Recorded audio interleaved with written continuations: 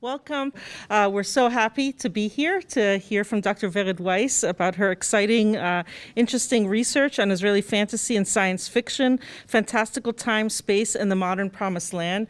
Before I introduce Dr. Weiss, who we've been thrilled to have with us at MSU this year, I just want to remind you of our next two upcoming events. So we have an event this Friday from 12:30 to 5 in the James Madison College library, which is the third floor of Case. All of you who'd like to come are invited, or those of you who aren't in Michigan and are live streaming, you're invited to live stream with us.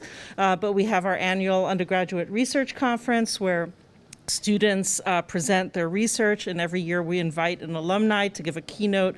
And this year it's Josh Cantor giving a short talk on inspiring the Jewish future by looking to the past. We'll have complimentary pizza there for those of you who'd like to join. And then on Tuesday, the 18th, we're having our annual Rabin Brill lecture, Holocaust lecture on paper love and exploration into family identity, myth, and memory, by Sarah Wildman. It's a really, really interesting book about a granddaughter who finds her grandfather's love letters of someone who he had to leave behind in Vienna during the Holocaust. So I think it'll really speak to your generation and multiple generations as well. And she's a beautiful writer. Unlike me and many other academics that do more dry writing, she really is a beautiful writer. So with that, I want to introduce Vered Weiss, who's the Serling Israeli Visiting Scholar, and we have Michael Serling with us, who created that endowment, and she's also supported by the Israel Institute, teaching fellow here at Michigan State, and she's of course teaching 4 courses in integrated arts and humanities on Jerusalem, on Israeli cinema, on monsters and literature, doing an amazing job, and she's been an amazing colleague and helping us with a lot of our programming. So she is co-editor of Tracing Topographies, Revisiting the Concentration Camp 70 Years After the Liberation of Auschwitz. That was published from Routledge in 2017. And she's co-editing a volume about Israeli culture and post-traumatic stress disorder from Lexington Books. Her current research project explores the interplay between the location of marginalized characters and the ways in which narrative empathy is formulated in literature. And she's also collaborating on a co-edited volume about Israeli speculative fiction. So she's super productive. She's always, whenever you talk to her, has lots of exciting ideas. And she's making huge contributions to MSU. So thanks so much we look forward to your talk and learning from it. Thank you. Thank you. Thank you very much for that kind introduction. Thanks everyone for coming. I'd like to thank the Michael and Elaine Serling Institute for Jewish Studies and Modern Israel for hosting me as the Serling Visiting Israeli Scholar.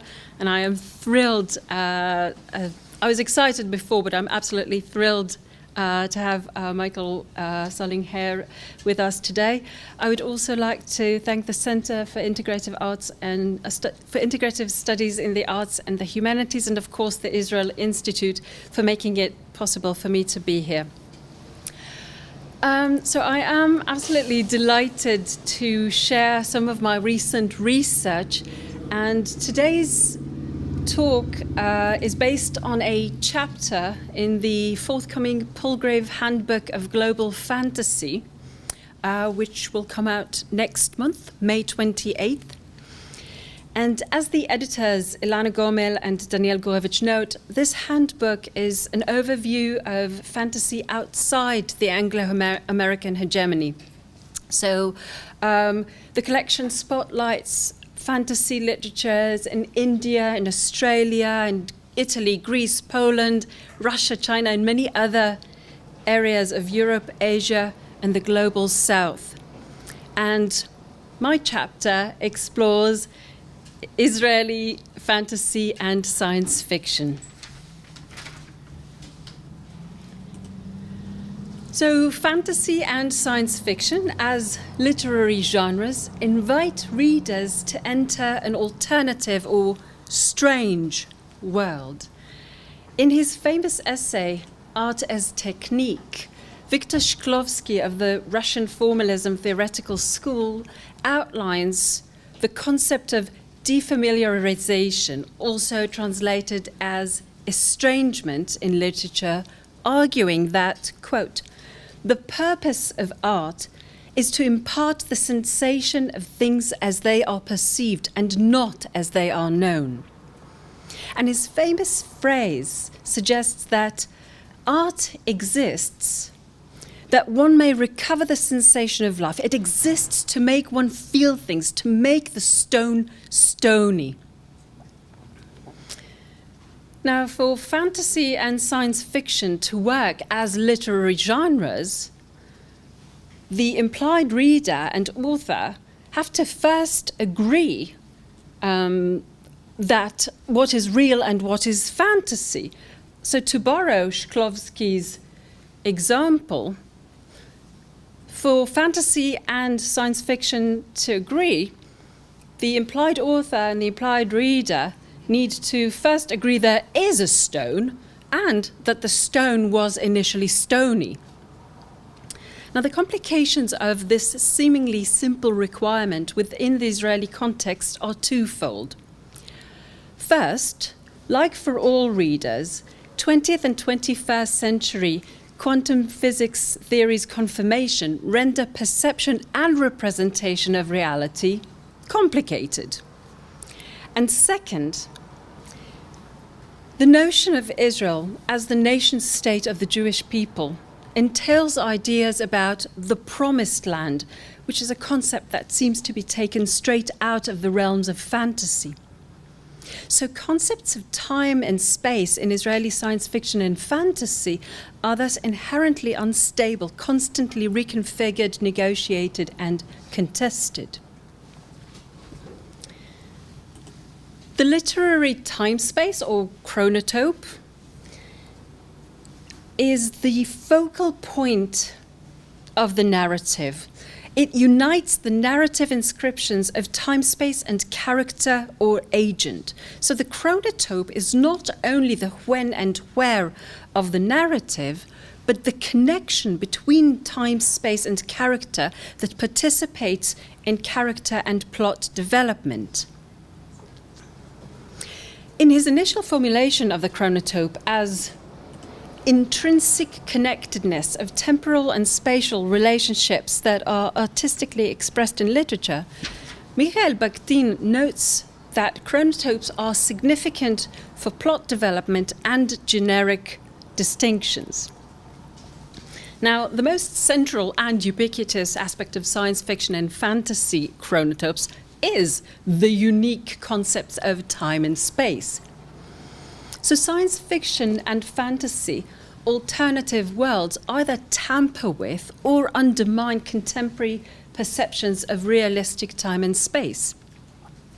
As Ilana Gomel suggests, quote, science fiction is concerned with the projection and elaboration of alternative fictional worlds whose ontological features are radically different from the world of conscious reality, end quote. And like science fiction, fantasy tampers with realistic laws of nature, with realistic time and space, and is articulated as, quote, that hesitation experienced by a person who knows only the laws of nature, confronting an apparently supernatural event, end quote.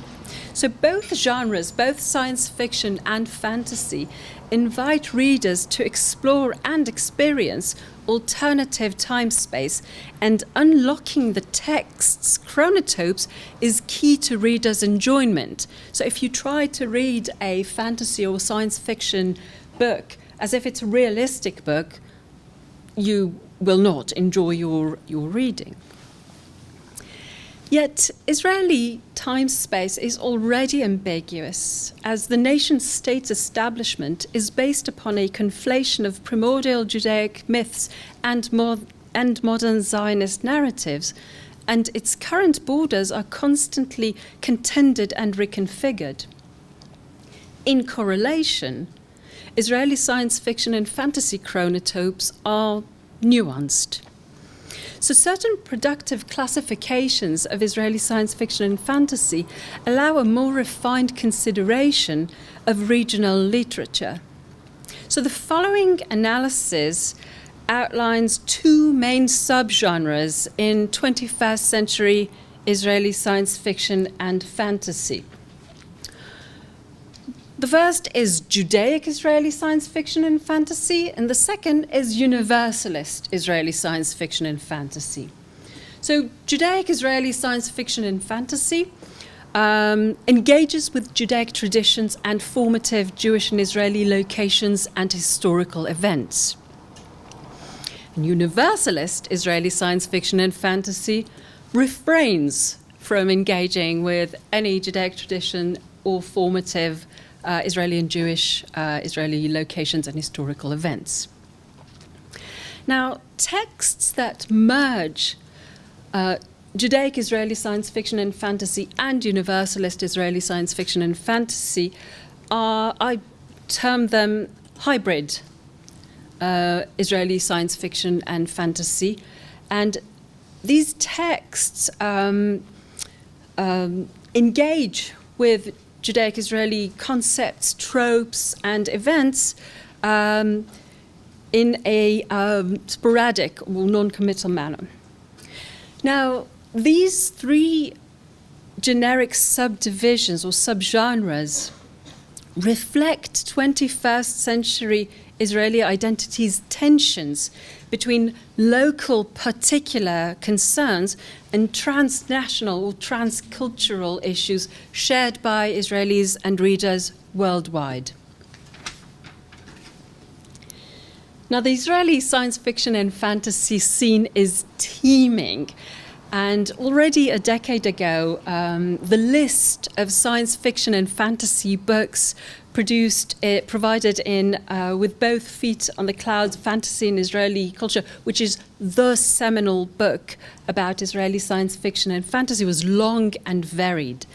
And it included formative authors such as Amos Keinan, Orly Kastelblum, Etgar Keret, as well as emerging voices such as Shimon Adaf and Nir Bar'am. And the 21st century has seen an expansion of Israeli science fiction and fantasy on platforms such as Hayoyihye magazine. So Hayoyihye is usually translated as Once Upon a Future, and it's a speculative fiction anthology. And the online journal Bli Panika, No Panic, which is, of course, an allusion to the wonderful Hitchhiker's Guide to the Galaxy, as well as the Icon and Utopia festivals, many of which are supported by the Israeli Society for Science Fiction and Fantasy.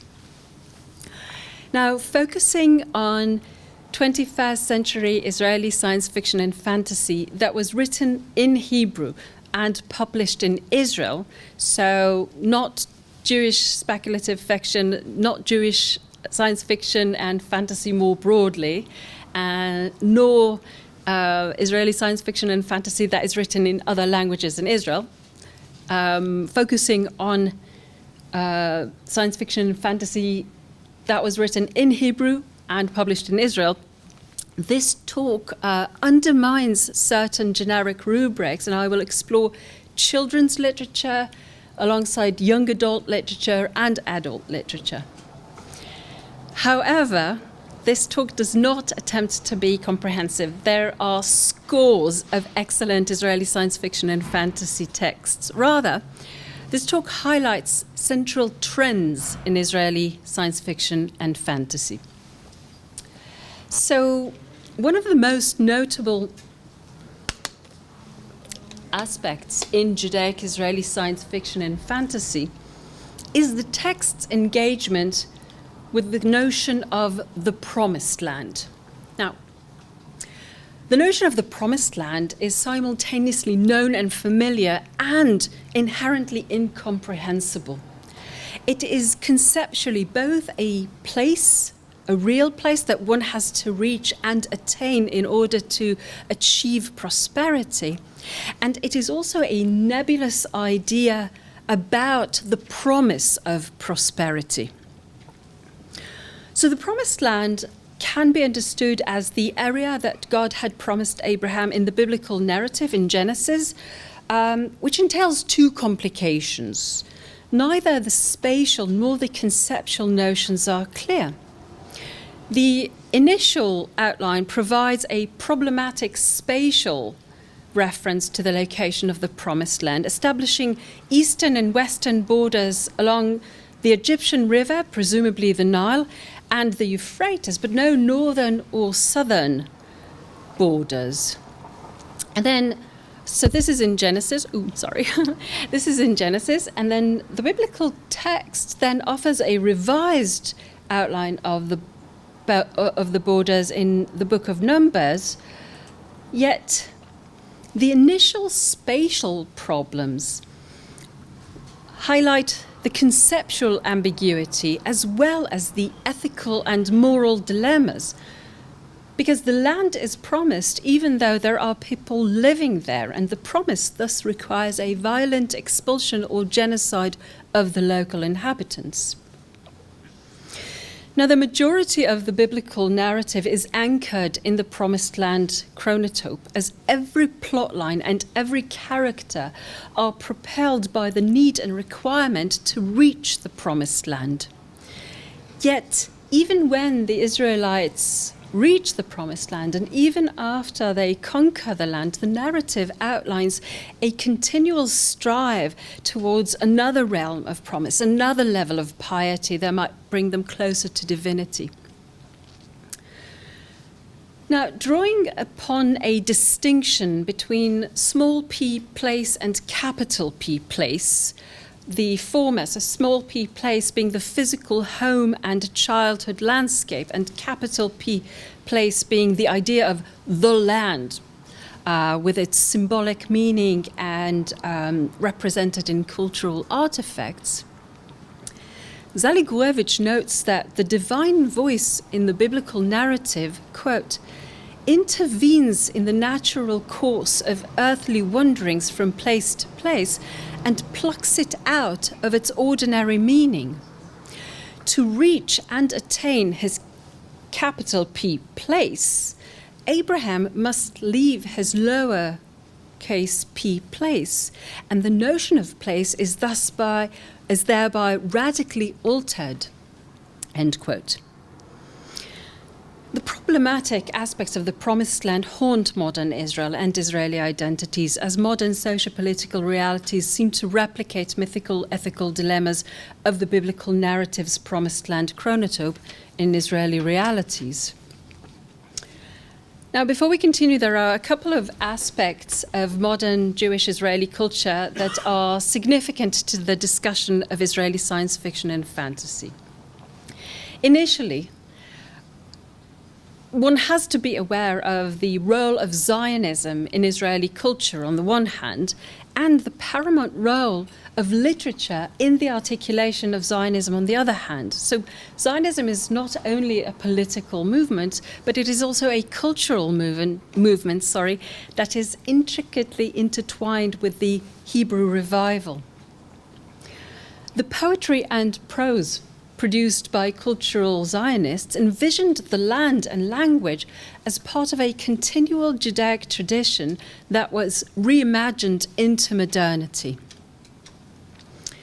The literary and cultural aspects of the movement cannot be understated, and as Gil Hochberg notes, the inception of Zionism is based upon a fantasy, specifically Zionist utopianism. So Zionist utopias seek to, quote, leap boldly into the future, even as they outline a return of the Jewish nation to its ancestral land. And indeed, as Keren Omri notes, quote, the very founding of the nation can be attributed to utopian visions set out by at least two key literary texts, Alt Neuland by Theodor Herzl, published in 1902, and before this, the lesser known Journey to the Land of Israel in the year 800 to the 6000 by Elchanan Leib Levinsky, published in 1892, said by some to be the first fictional novel written in modern Hebrew, end quote. Both texts, Herzl's and Levinsky's, outline a return to the promised land. So one of the most fascinating aspects of 21st century Israeli science fiction and fantasy is the conflation of modern Zionist ethos and the biblical myth of the promised land. And then, whether implicitly or explicitly, and even when it's a gaping lack, the constant call beckoning to return to the promised land echoes in Israeli science fiction and fantasy.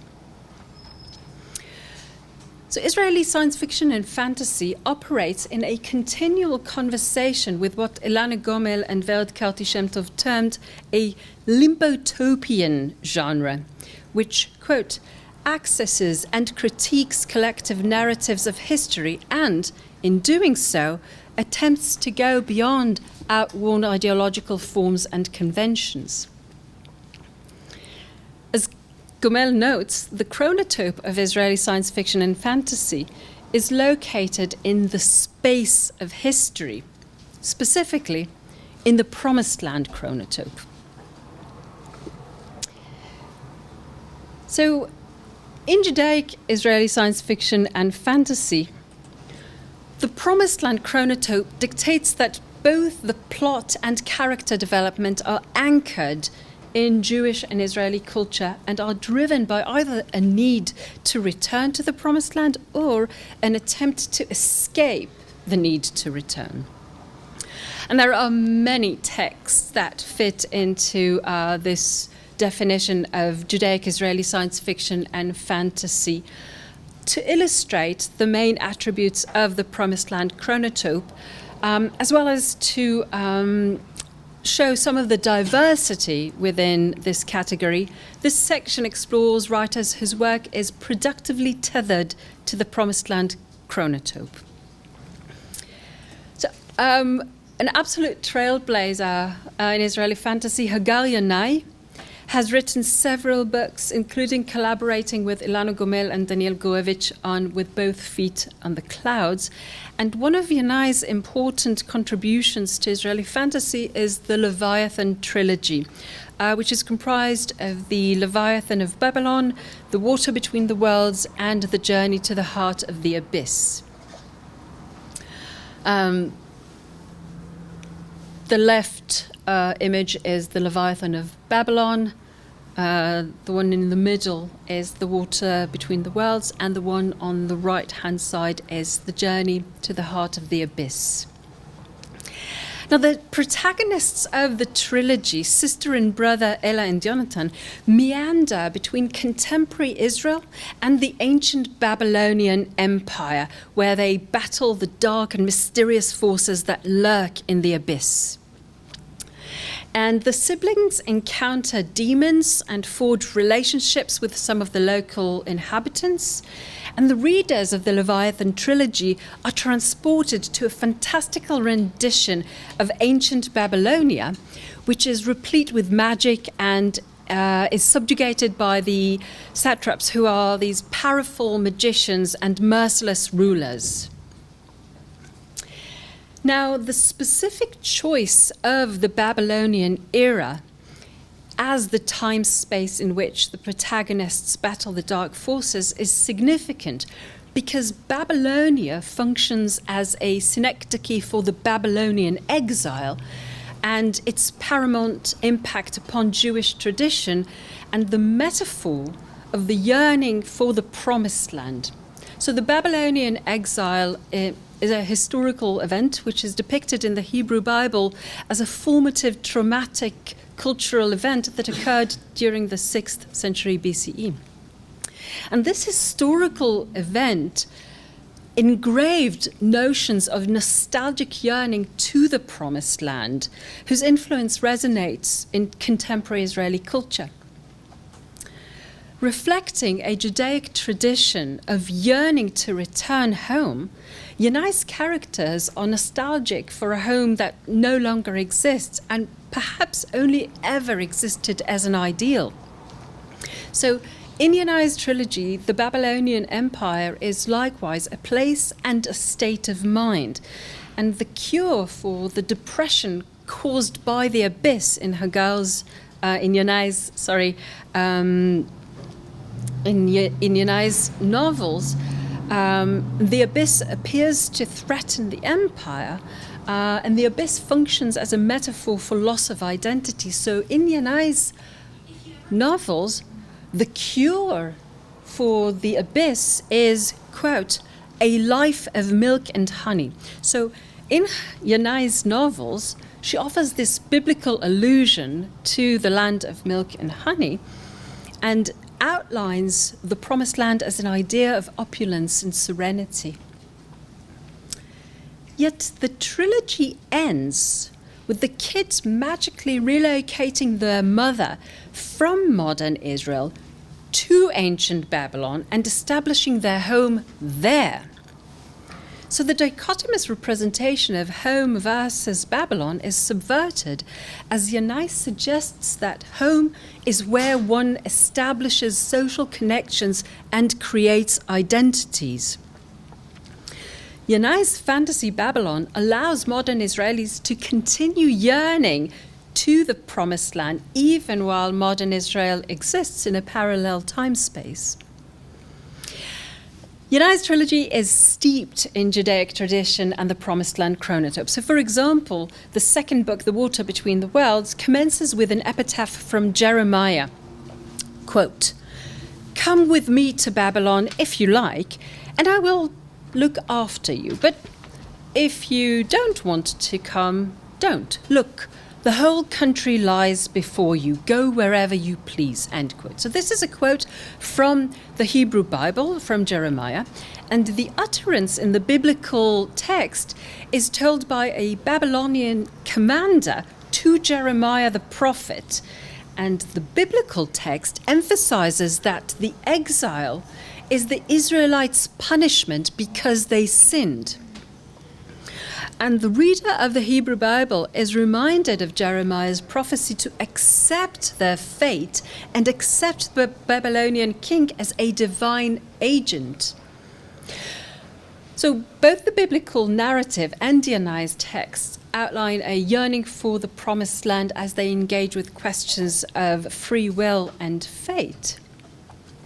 And while the trilogy seems to end with the kids in the Babylonian exile, it also ends with a variation of domestic bliss, with the kid's mother knitting sweaters for Pazuzu, the demon's offsprings. And Yanai utilizes the Babylonian exile as signifier for the yearning for home in the broad, historical, religious, national level, to explore the personal and even intimate notion of a nostalgia to one's childhood innocence. So for Yanai, the Babylonian exile is a metaphor for the exile from childhood, which is an ever-enduring, unattainable promised land. The time space of Yanai's novels offer an exciting ride across ancient Near Eastern realms, allowing the readers to recognize some of the staples of desert terrain, even while the action is set in a fantastical, magical world. Now, the novels are written in modern spoken Hebrew of the 21st century Israel, yet the cultural world is immersed in Babylonian traditions. And so to this cultural combination, Yanai adds a playful conversation with 21st century technological, archaeological, and medical knowledge, creating a Judaic-Israeli journey across time and space. Now, whereas Yanai weaves her novels as a mixture of ancient culture, concepts, and deities and 21st century linguistic traditions, Shimon Adaf's fantastical worlds invite readers to experience a linguistic transportation as well as the spatial and temporal dislocation. And I'd mention here Rina Janbour's exploration of temporality and the language in Adaf's work. And indeed, one of the most intriguing aspects of Adaf's work is his unique language. And the combination of ancient Judaic linguistic tradition and cutting-edge 21st century tech terminology presents the readers with Judaic Israeli science fiction and fantasy. So, one of Adaf's significant contribution to Judaic Israeli science fiction and fantasy is best illustrated in the first and last books of the Judea Rose trilogy, Nuntia, Kfor, and Undercities, Arim Shulmata. So Nuntia, Kfor, is the orange one on the left, and Undercities is the blue one. I'm not going to talk today about Mox Nox, which is the third leg of the trilogy. And Nuntia and Undercities built, as well as Mox Nox, built upon Judaic tradition and Israeli cultural references to create a nuanced and multi-layered conflation of history, culture, and fantasy. And in the novel, both character construction and plot development are anchored in Judaic traditions and Israeli culture and invite the readers to a journey that unfolds some of the intricacies of Judaic and Israeli identities. So, Nuntia is set in a futuristic Tel Aviv in which ancient Judaic traditions are interleaved with innovative technology. And the setting of the novel includes references to Tel Aviv streets and locations, yet the city is a dystopian space to which Jews come from all over the world and, quote, build a city, give it a name from the past, a charged name, engulfed in mystery, immersed in grandeur, not the fourth or fifth return of Zion, a second coming to Tel Aviv, end quote. Now, in these few sentences, Adaf converges realistic past and fantastical future, as well as Jewish mysticism and Zionism. The inhabitants of Adaf's Tel Aviv are survivors of a global catastrophe, and they are oppressed by a strict Orthodox Jewish religious regime that follows dictums that resemble the Second Temple era and prohibits relationships between Jews and non-Jews, as well as between humans and machine-enhanced humans. Undercities takes the reader to Berlin and Tel Aviv and Sderot, which is the city where Adaf grew up. And he explores Jewish identities upon the backdrop of Kabbalah, mysticism, and the question of Judaism in the context of space and time. So the novel follows two plot lines that merge as the protagonist's journey leads them to uncover the meanings of the mysterious Judaic rose, which is both a linguistic symbol and a gate between worlds, and is thus an absolute brilliant literary embodiment of the heart of Jewish Israeli identities as the manifestation of spirituality and spatiality. And the spatial metaphors in Undercities are so ingrained in the Promised Land chronotope that even the names of several characters are significant places in Judaic mystical traditions. So the three siblings in one of the plot lines are called Tveria, Tiberias, Akko, Acre, and Tzfat. So Tiberias and Tzfat are considered holy cities that are linked with Rabbi Akiva and his disciples.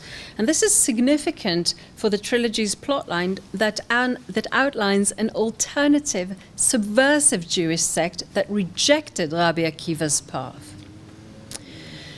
Akko is mentioned in the Hebrew Bible in the context of the wars of the Israelites and the local people. In Undercities, whereas Tveria explores her humanity in the connection of mysticism through poetry, her brother Akko tries to understand the significance of human existence by creating a computer language that will create poetry. The baby brother Tzfat, who was born with some form of neurodiversity, dies at the age of 3 without acquiring linguistic abilities. Now, Tveria and Akko traveled from Israel across the world to Europe and the United States, only to realize the prominence and pull and power of the Promised Land. Adolf's novels suggest that the core of Jewish identities, and inevitably Jewish Israeli identities as well, is the paradoxical connection to the Promised Land. On the one hand, Judaism commands Jews to inhabit the Promised Land, and on the other hand, they must always yearn and pray for it, never really inhabiting a land that seems to only exist as a fantasy. Thus, the Promised Land already becomes a place and a fantasy, and in this sense, Judaic Israeli science fiction and fantasy is the epitome genre that encapsulates Jewish Israeli identities as a fundamentally contradictory tension between fantasy and reality, utopia and dystopia. Now, in contrast to Judaic Israeli science fiction and fantasy texts, which form a conversation primarily with Jewish Israeli readership, Universalist Israeli science fiction and fantasy opens a conversation with global readers. So Universalist science fiction and fantasy does not refer to Jewish traditions or Israeli spaces, quite the contrary. Universalist Israeli science fiction and fantasy refers either to distinctly fantastical spaces or worlds or real places that are anywhere but Israel. And in the absence of the Promised Land chronotype, or indeed any Jewish Israeli cultural and spatial references in texts that are written in Hebrew by Jewish Israeli writers in Israel, makes this lack noticeable. So following these patterns of Universalist Israeli science fiction and fantasy are Eshkar Ehrlich Briefmann's Winter Blue series. So the series follows the adventures of Winter Blue, the fairy child, and her friends, and the books are set along the tensions between the human world and magic land. Yet the human world bears absolutely no resemblance to recognizably Israeli spaces. And the realistic features include universalist aspects of childhood, such as attending school, and might appeal to children all over the world. And indeed, perhaps this is the reason that 2 books of the series have already been translated into English, whereas Yanai and Adaf have not been translated yet. There are numerous examples of Universalist Israeli science fiction and fantasy texts, many of which appeared in Hayoye and Bli Panika and were nominated for or won the Geffen Award. And a recent example of Universalist Israeli science fiction and fantasy published in Hayoye is The Harbinger by Yael Fuhrman. So Yael Fuhrman published many science fiction and fantasy short stories, as well as 2 novels that will be discussed later in the hybrid Judaic Universalist Israeli science fiction and fantasy section. And while many of Fuhrman's texts are set in Israel and consider Israeli social concerns, many others are set in fantastical realms and explore universal philosophical and ethical questions. So The Harbinger is set in a fantastical world terrorized by a dark, tyrannical ruler, King Karadak, who feeds on his population. The king has a system to lure young men who think they are destined to vanquish the dragon and save the realm. They are summoned by myths, the harbinger plants in their communities, and when they follow what they think is a calling to fulfill their destiny as survivors, they meet their death as they battle the dragon. So in the story, following the death, the predictable death of yet another naive knight, enters a young knight with a strikingly high voice like a woman's. Spoiler alert, she's a woman. Who convinces the harbinger to change sides, and together they defeat the evil ruler and free themselves and the kingdom. And the majority of the action takes place in a wooded area that oversees the magical palace, which is the facade that lures the gullible men to attempt to fight the monster, and free the realm. Now, there is no mention of Israel, any Israeli locations, or any Judaic traditions, and the readers are invited to consider universal issues regarding gender roles and social norms. Another example of universalist Israeli science fiction and fantasy that appeared in the same issue of Hayoyeh is A Birthday Experience from Another World by Lily Day. So this story is set in a futuristic world in which each person can purchase a dead person with whom they get to spend their birthday. And then while some choose to spend their birthday with grandparents, the protagonist of the story prefers to commission a dead celebrity to entertain her each year on her birthday. And the short story follows the unnamed narrator's reviews of her purchases of years 2056 to 2060 of her purchases of dead celebrities from the next world.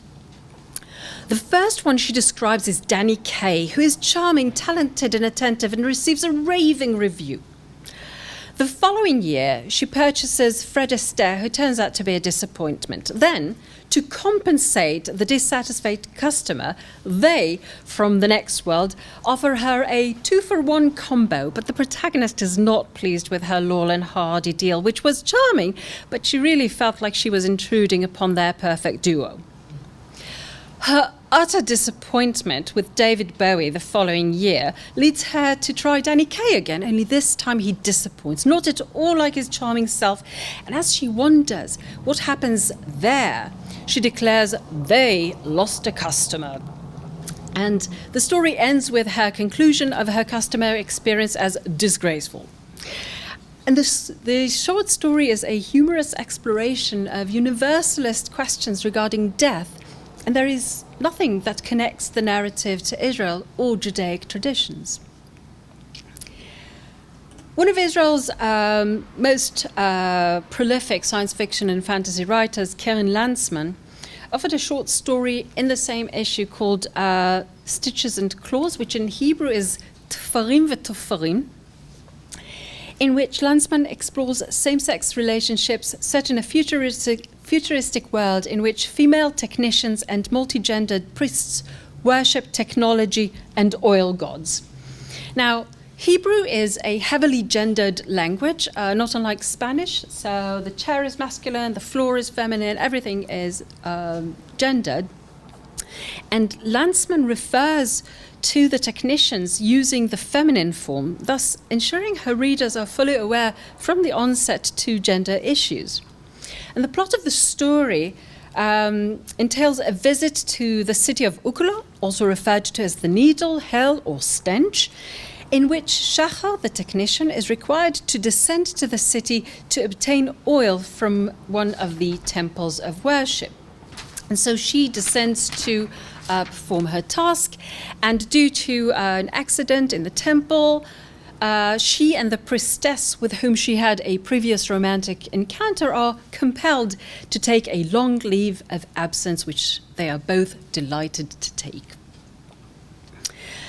Now, while some Israeli science fiction and fantasy texts offer an escapist, non-Israeli world and other emphasized Judaic aspects, many Israeli science fiction and fantasy texts operate in a hybrid form that pulls upon universalist science fiction and fantasy tropes while maintaining certain links to Jewish tradition and Israeli identities and settings.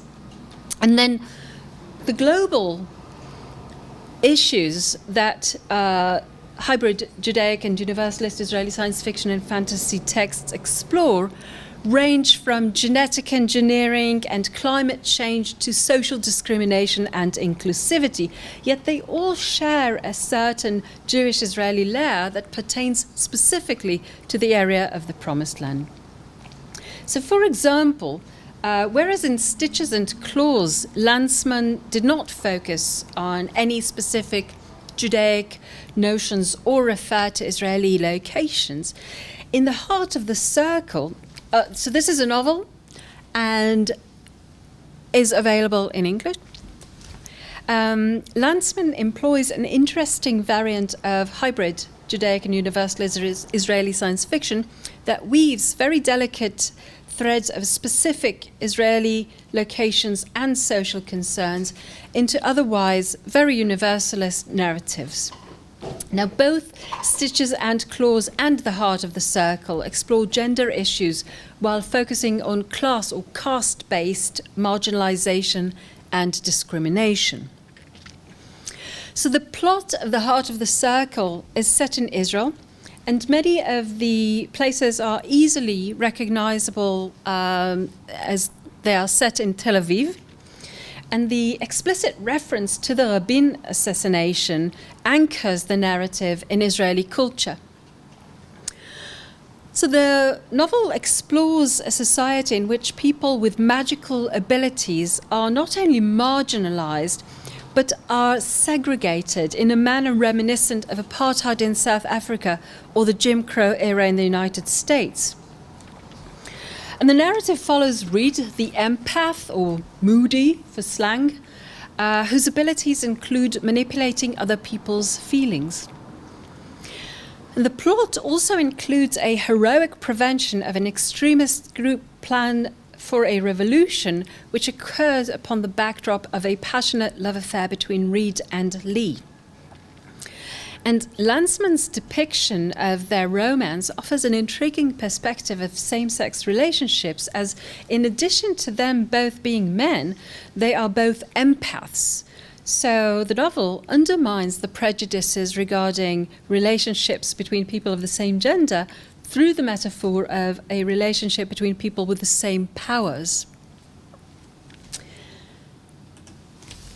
An intriguing novel that productively uses the hybridity of Judaic and Universalist Israeli science fiction and fantasy is Asaf Gavron's Hydromania. So, set in a couple of decades from now, the novel offers a dystopian depiction of the remnants of Israel after it has been depleted of most of its territories and water sources.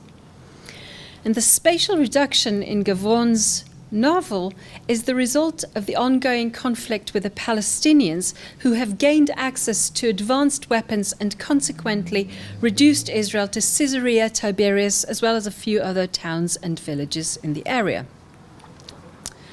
Now, the water shortage, which is part of a global water shortage crisis, is then exacerbated when the Palestinians attack and conquer Tiberias, thus cutting off the Israelis' main water source. Now, while the novel is set specifically in Israel, referring to Israeli cities and terrain and to the Palestinian-Israeli conflict, it explores the specificity of the Israeli-Palestinian conflict within a global perspective. And the local clashes over space and resources are presented as part of worldwide battles, which are driven by global corporations that manipulate local governments and populations to maximize profit. Now, the plot of Hydromania follows an Israeli woman whose husband mysteriously disappears following a secretive meeting with dubious clients and mafia-like corporate representatives regarding his innovative water collection and purification device. As the mystery is resolved, the readers join the protagonist, Maya, for 9 months as she carries her husband's child and invention from seed to fruition. After she finds out she's pregnant, she joins her brother's family in Harod, a village that used to be Ein Harod. Now, Ein Harod is a real place in real Israel that exists now. But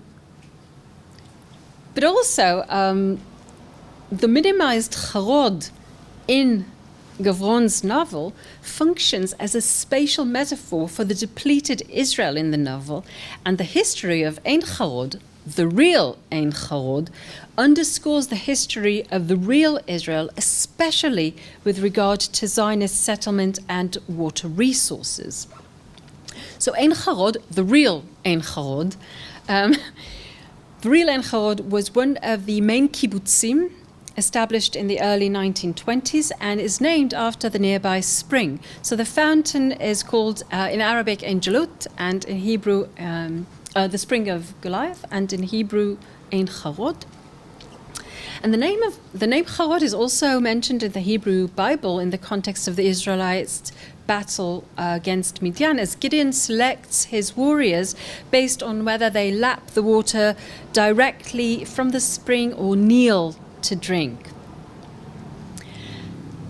Now, the name is also a literary allusion to Amos Kenan's famous dystopian novel, The Way to Ein Charod, published in 1984, which follows the protagonist, Rafi, in his journey from Tel Aviv to Ein Charod after a coup has left Israel under military regime. Now, whereas Kenan in the 1984 novel depicts a world in which the Israeli forces demolished many kibbutzim and exiled most of the local Arab population, Gavron portrays the opposite narrative, in which the Palestinians have seized the majority of the area, and the Israelis are the refugees. So Hydromenia thus subverts several narratives regarding Israel, including and particularly the idea that spaces and places of the land are promised. And on the one hand, the novel is in conversation with Judaic Israeli traditions, including modern Hebrew literary explorations of utopia and dystopia. And on the other hand, Hydromania can be located among cli-fi trends that consider climate change and global concerns.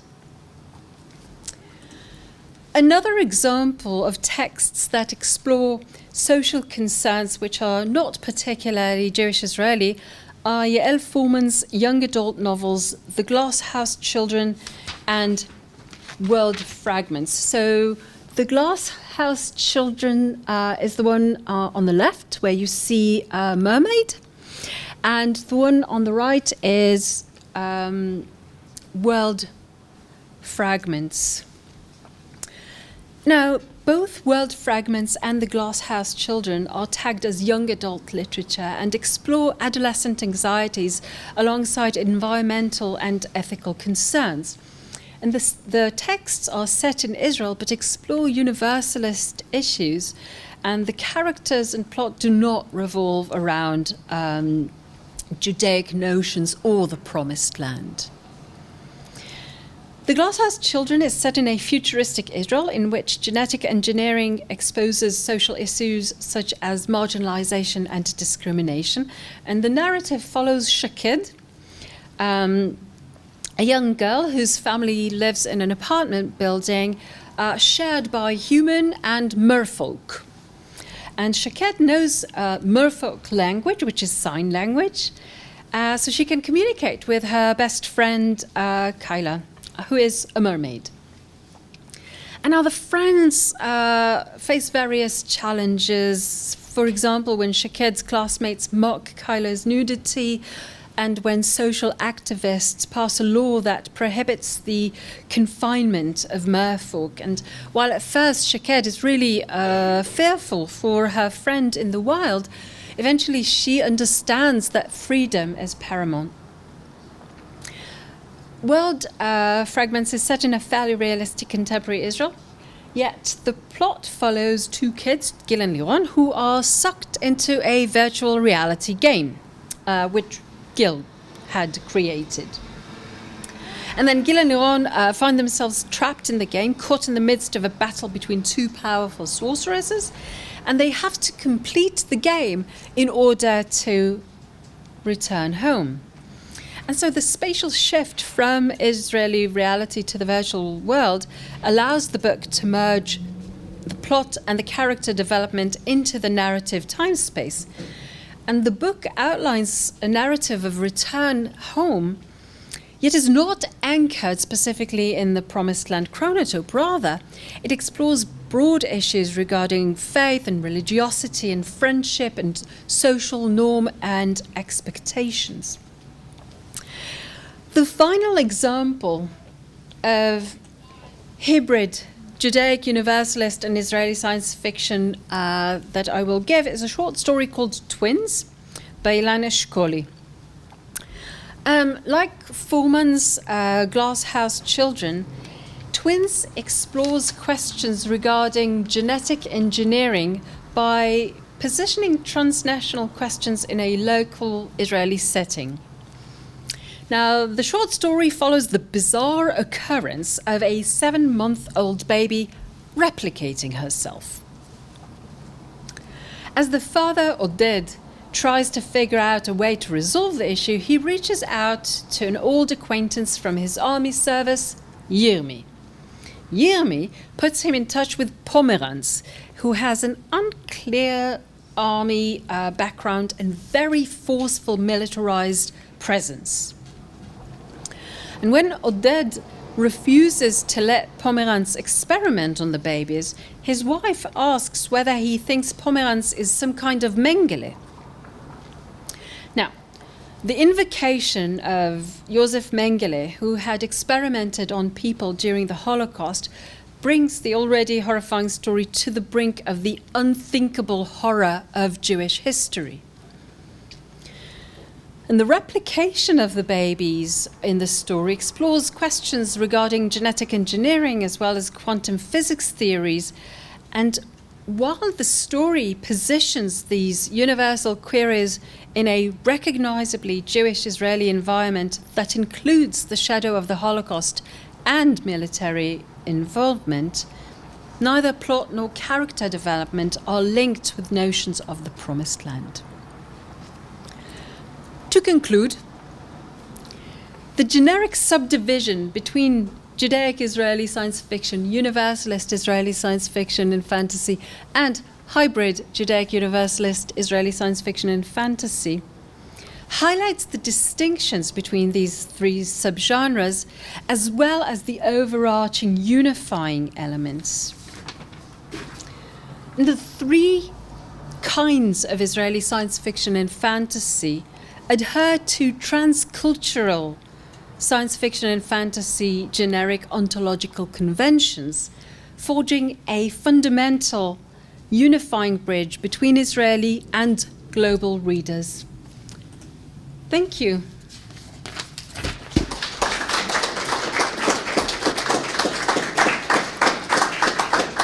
Thank you very much.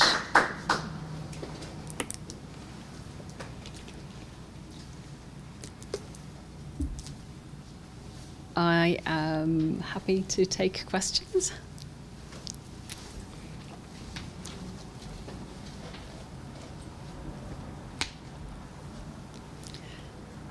No question? Yes. Oh, wait, so to take questions so that everyone who are joining us virtually will be able to hear the question. Thank you. Sorry. I don't know. Can you hear her? Yeah. I had a question. It was like, if you could recommend any of those books, what one would you start with first? Ooh, that's a really tough question. That's kind of asking, who do you love more, mum and dad? It's like, they're all great. I'll tell you how I can answer this fairly easily by first recommending the ones that are translated into English. So that kind of limits. So I would definitely recommend The Heart of the Circle. Just a quick reminder, did I spoil it? I don't think I did. Oh no, you don't know what happens in the end, right? We know that there is a love affair between Lee and Reed, and they're both empaths.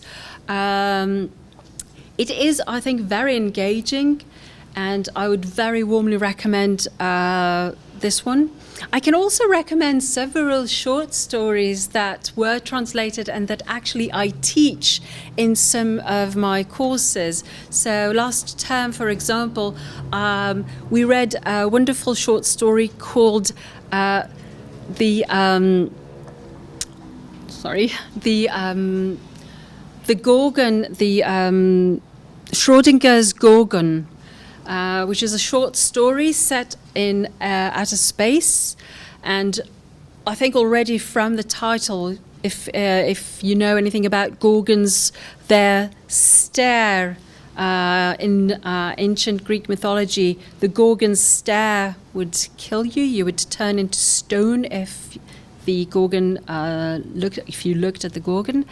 And Schrodinger's cat is a wonderful thought experiment. No cats were harmed in the experiment. It's a theoretical experiment in which you place a cat in a box with a switch, and if the cat can, kill itself, and because of I'm not a physicist. This is my understanding of the experiment.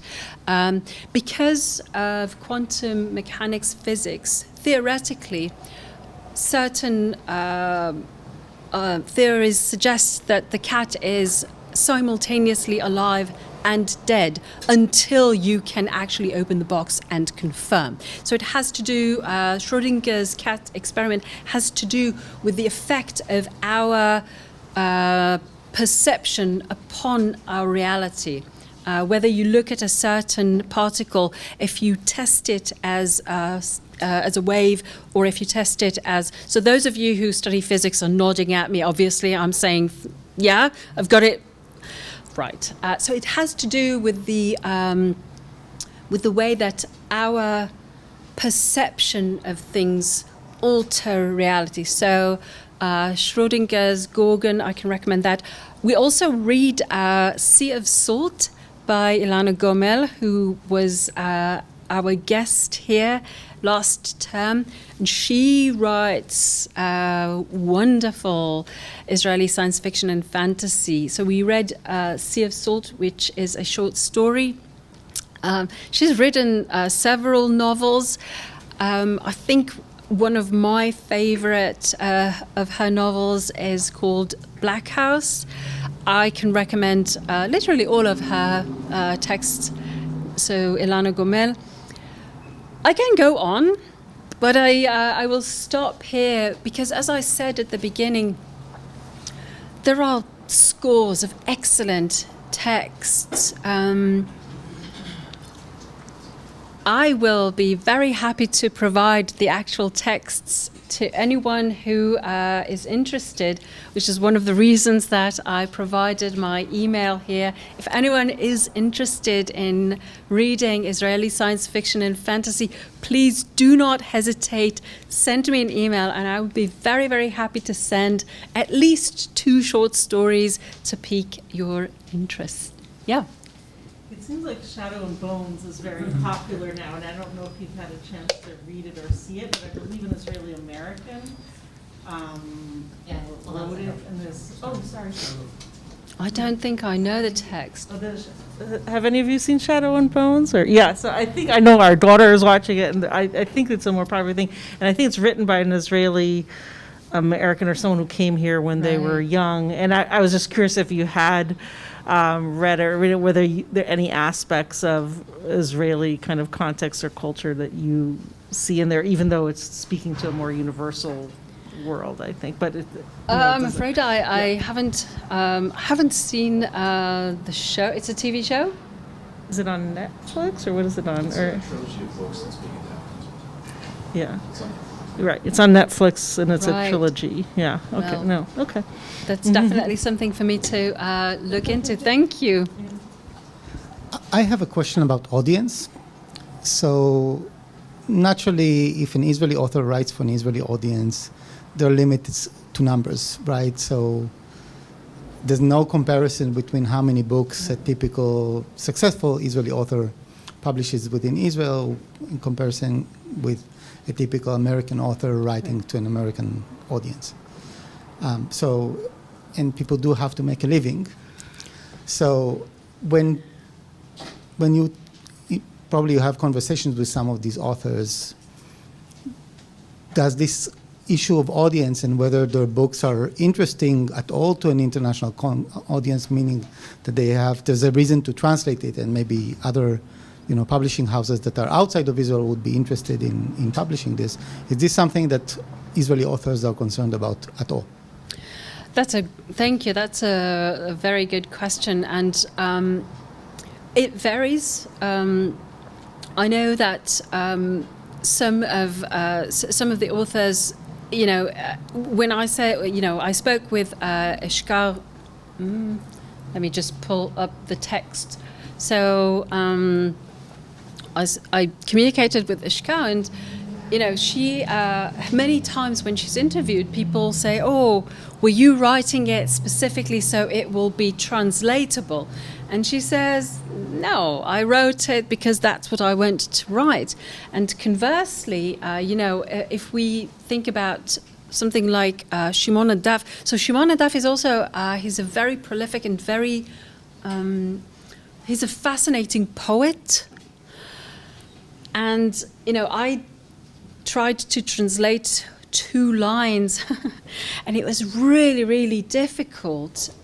But he cannot write this kind of text in any other language but in Hebrew, precisely because Hebrew is so multi-layered, and every other line is a literary allusion, and he cannot write his work unless he does it like that. And so initially, when I talk to poets and writers, Israeli poets and writers, the majority of them say, I have to write what I have to write. I can't, if they're any good, they don't think about that when they write. But there's so that's about language and translation. It's great when it's translated, and one of the reasons that I have a mixture in the presentation and in the chapter of texts that have been translated and those that are not translated yet is because I'm hoping some translators and some publishing houses might stumble upon this and pick it up and indeed translate these texts. But there are other issues that limit readership, that go beyond just the language, right? Certain ideas that are so ingrained specifically in Judaic Israeli science fiction and fantasy, that will make the translation very difficult, really very challenging, because every line that I read, or a Jewish Israeli reader will immediately pick up on those multi-layered allusions. That's really hard. How do you translate something like just the short 2 lines that I translated? How do you explain the history of Tel Aviv as the first Hebrew city? In those 2 lines where I talked about the return to Tel Aviv. So it sort of has to be negotiated, or is better read when negotiated with some explanation. It can be done. You can translate with annotations, but it is very difficult. So from my experience, the writers themselves don't think about it, because that would really just they wouldn't be able to do their art if they had those thoughts. But I am encouraged by. Sorry, I wanted to get to. I am encouraged by. So Hydromania has been translated, and this, on the face of it, it would be difficult to translate. And of course, some of the things are lost in translation, but still, works are being translated, and hopefully many more will be translated. Yeah. Well, I really enjoyed your lecture. It was fantastic and Thank you. it triggers all kinds of imagination. My question about Judaic Israeli sci-fi, of course, goes back to a lot of sci-fi goes back to ancient kingdoms and also to Right. futuristic. Can go that whole perspective. So the Babylonian exile, my understanding was like 5th century BCE. Yeah. Okay. And I'm not Historians back us up on that. sure. I'm not sure if the Bible ends before the Babylonian exile or includes the Babylonian exile. Oh, it's there. The Hebrew Bible definitely refers to the Babylonian exile. It refers to is that one of the books of prophets or of kings or Oh, absolutely. So the quote that it definitely refers to the Babylonian exile. It is one of the formative, cultural, traumatic events that really forged this idea of yearning to the promised land. So I give a quote from Jeremiah. it's a short exile. Isn't it like 70 years or less than 100 years Right. compared to the exile of Rome? Right. Thousands of years, 2 millennium.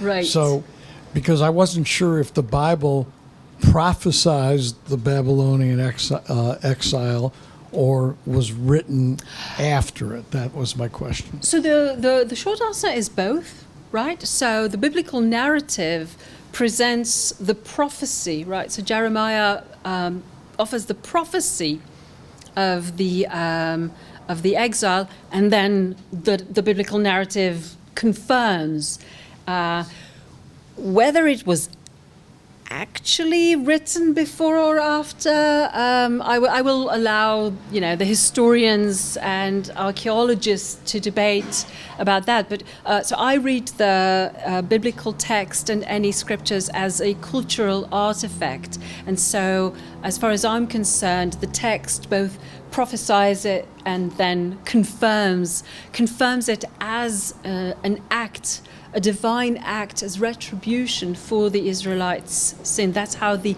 biblical narrative articulates this, and indeed as a formative national cultural trauma that really,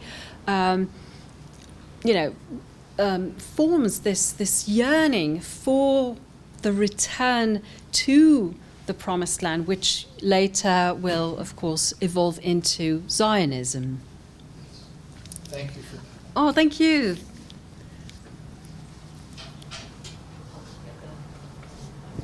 Oh, do you have a question? Hi, sorry. So thank you so much. It was really interesting.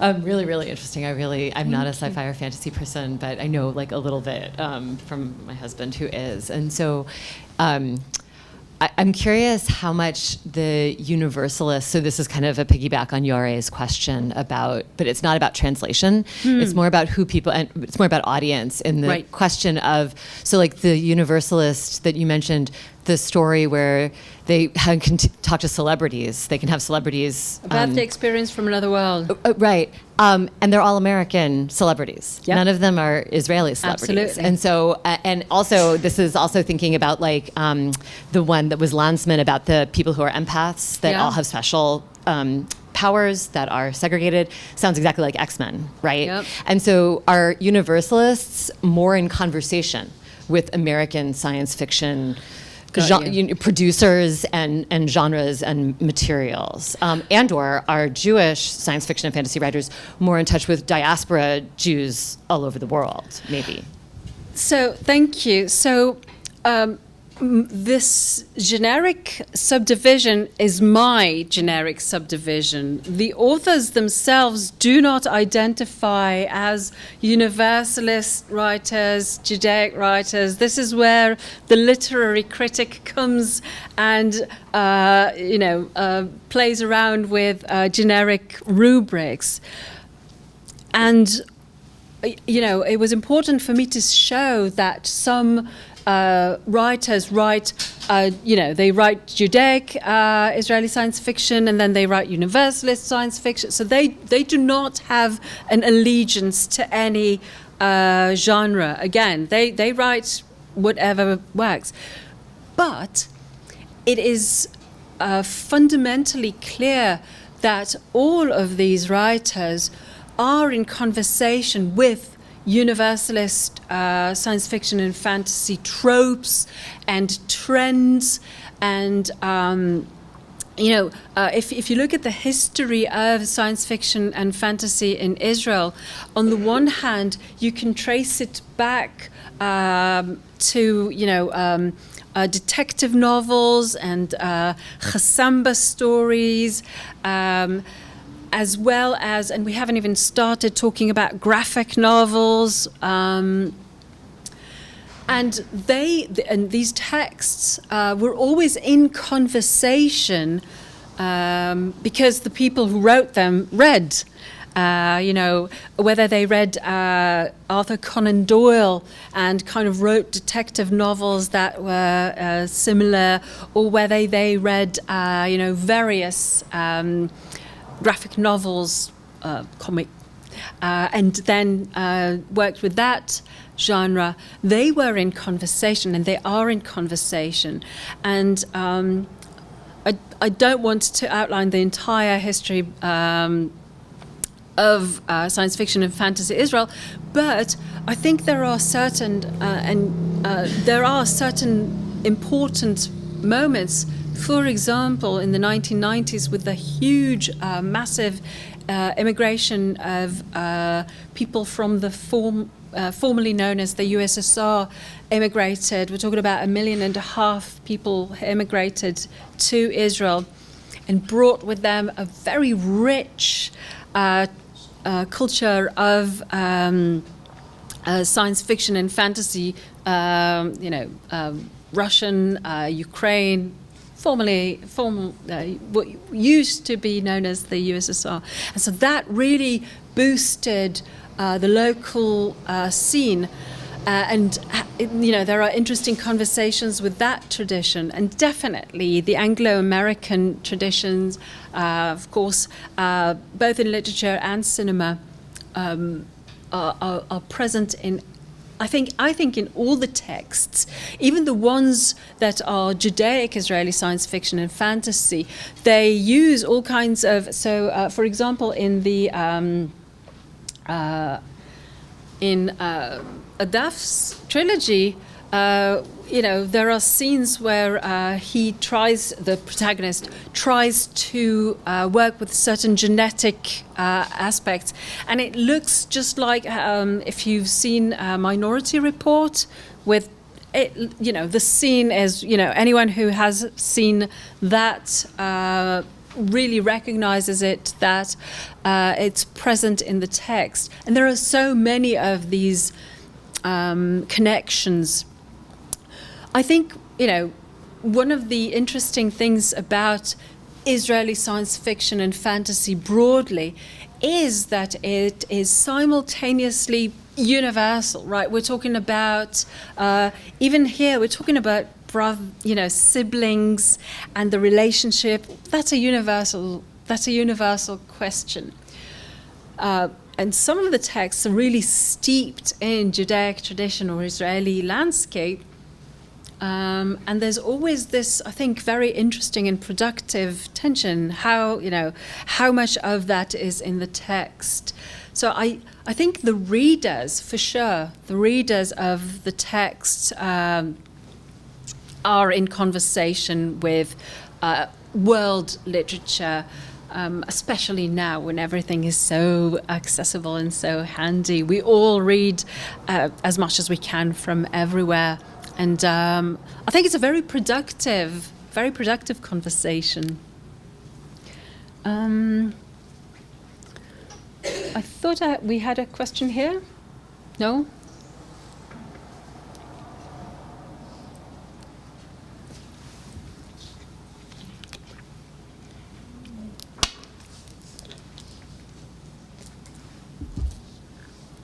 follow up. That was a great answer. But are there any movies being made of any of these, to go back to cinema, and something that people might be able to watch? Like, back to your question, but about film. Thank you for that. So, to the best of my knowledge, these have not been made into films.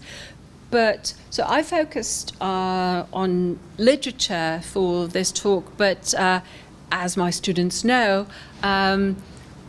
this lecture is being held in my Israeli cinema and television course, where we are now in the week that explores Israeli speculative cinema and television. So there are definitely films. We have Israeli horror films, and we have Israeli science fiction. I'm actually currently working on a paper for a conference about this Israeli science fiction young adult series called Infinity, which again, right, it's called Infinity. It's not a translation. In Hebrew, it's called Infinity. It's written phonetically. Why? Because most of the viewers, the Infinity, the TV series, follows a group of teenagers who are in this special school for science prodigies. And there's a mystery, and someone may or may not have been murdered, and they are doing some time traveling to figure out that mystery. So no spoilers there.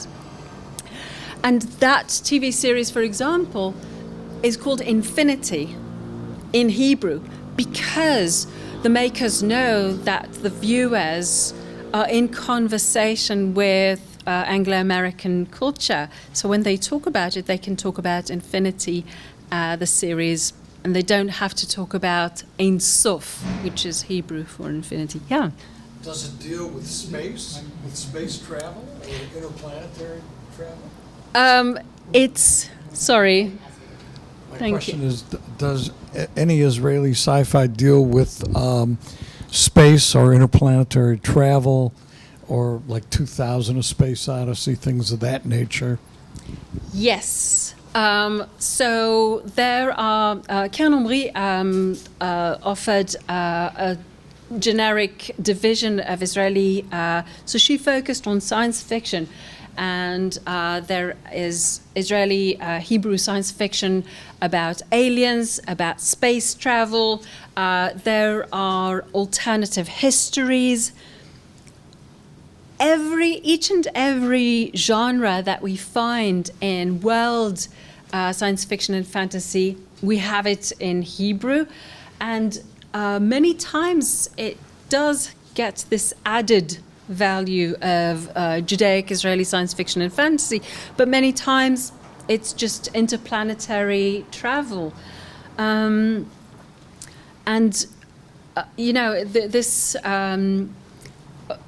This conversation, I'm always hopeful that it works both ways, right? Like a good conversation, that that Israeli science fiction and fantasy incorporates all the trends and all the genres, including aliens and space travel and everything, and then when Judaic Israeli science fiction and fantasy incorporates these particularly Judaic or Israeli tropes, hopefully when it gets translated, it introduces people to these particular elements that are unique. So yes, there are literally everything. Including, Omri outlines a very interesting connection to biblical narratives, and she reads, the inception of these genres already, possibly in the biblical narrative. So suggesting it's a very, very common trope of interplanetary travel and acquaintances meeting with aliens. Thank you. Yeah. Thank you all very, very much.